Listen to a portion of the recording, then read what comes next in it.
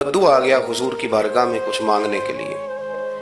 मौला कायनात रदी अल्लाह ताला अन्हु फरमाते हैं, सरकार जब किसी बात का जवाब ना देना चाहते थे तो खामोश हो जाते थे, कुछ देर खामोश रहते थे।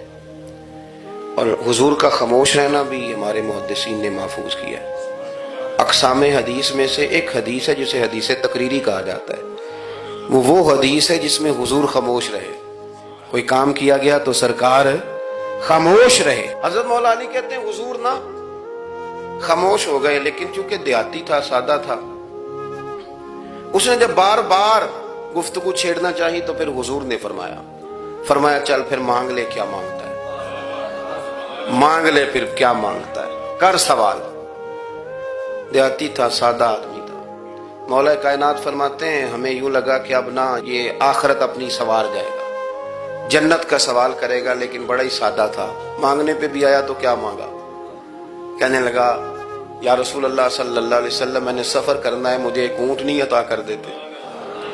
हजरत सुल्तान बाहू से किसी ने कहा कि बड़े लोग मुरीद होते हैं, तो फरमाने लगे रब दा तालब कोई नहीं मिले, जो मिले तालब जर दाओ।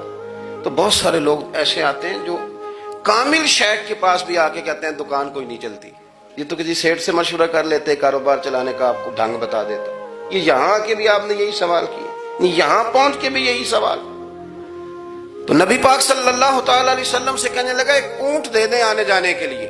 हजरत अली कहते हैं हमें बड़ा अफसोस हुआ, यार तू आया कहाँ पे है और तू मांग क्या रहा है, तू बारगाह देख और अपना सवाल दे, तू कहाँ खड़ा है, क्या मांग रहा है। हुजूर मुस्कुराए और मुस्कुरा करके फरमाया कि ऊंट तुझे दिया, चल कुछ और भी मांग ले। हजरत अली कहते हैं हमने कहा अब जन्नत मांगेगा ये हुजूर से, तो बड़ा ही भोला था। कहने लगा जी अगर आप कुछ और भी देना चाहते हैं तो ऊंट पे डालने के लिए कजावा भी दे दें। तो हजरत मौला अली शेर खुदा फरमाते हैं हमें फिर बड़ा अफसोस हुआ कि यार देखो इतना चांस मिला है फिर खो दिया। रसूल करीम अलैहिस्सलाम भी मुस्कुराए, और सरवरे कायनात की जो मुस्कुराहट होती थी वो ना खुशियां तकसीम करती थी। आला हज़रत रहमतुल्लाह अलैह फरमाते हैं जिसकी तस्कीन से रोते हुए हंस पड़े, जिसकी तस्कीन से रोते। अब यहाँ सवाल पैदा होता था कि फिर उस मुस्कुराहट के लिए तो इंतजार करना पड़ता होगा कि हुजूर मुस्कुराएं तो रोते हुए हंसें। तो अगला शेर भी है और जवाब भी है। फरमाने लगे जिसकी तस्कीन से रोते हुए हंस पड़े उस तबस्सुम की आदत पे लाखों सलाम। ये तो आदत है हुजूर की, ये तो आदत है मुस्कुराते रहना। तो हुजूर भी ज़ेरे लब मुस्कुराए। तीसरी दफा मेरे करीम ने फिर फरमाया चल मांग ले कुछ, तुझे एक चांस और देते हैं। पर मौला कायनात फरमाते हैं बड़ा ही भोला था, तीसरा चांस मिला, गोया गोल्डन चांस मिला, लेकिन फिर भी वहीं का वहीं रह गया। कहने लगा ठीक है अगर आप कुछ और भी देना चाहते हैं तो मेरा सफर लंबा आने जाने का खर्चा भी दे दे। अल्लाहु अकबर। अब हुजूर अकायद की बाबत बताने लगे कि रिसालत के बारे में, महबूब के बारे में अकीदा कैसा होना चाहिए। तो हुजूर अलैहिस्सलाम फरमाने लगे तुझसे तो वो बनी इसराइल की बुढ़िया ही अच्छी थी। या रसूल अल्लाह सल्लल्लाहु अलैहि वसल्लम कौन सी। तो हुजूर फरमाने लगे जनाब मूसा अलैहिस्सलाम को हुक्म हुआ हिजरत करें, तो आप जाने लगे। तो फिर इरशाद खुदाबंदी हुआ कि जहां हजरत यूसुफ अलैहिस्सलाम मदफून है, आपका मज़ार पुरअनवार है, अगर आपको जाना है तो फिर उनके ताबूत को भी आप निकाल करके साथ ले जाएं। हजरत सैयदना मूसा अलैहिस्सलाम ने लोगों से पूछा तुम्हें पता है जनाब यूसुफ का मज़ार कहाँ है। किसी को नहीं पता। एक बूढ़ी अम्मा है ज़ईफुल उमर, उसको खबर है।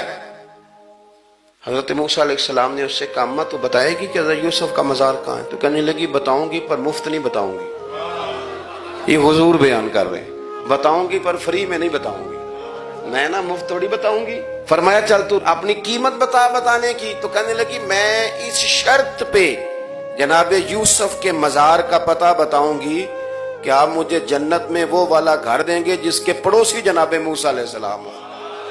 आपके पड़ोस में घर चाहिए।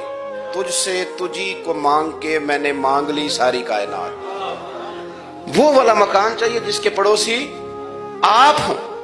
तो हज़रत मूसा कलीम फरमाने लगे अम्मा चल जन्नत मांग, तू नबियों के करीब मकान मांग रही है, वो तो बड़ा ऊंचा दर्जा होगा, तू बड़ी दूर पहुंच गई, इतनी बड़ी सोसाइटी में प्लाट मांग लिया, वहां पहुंच गई।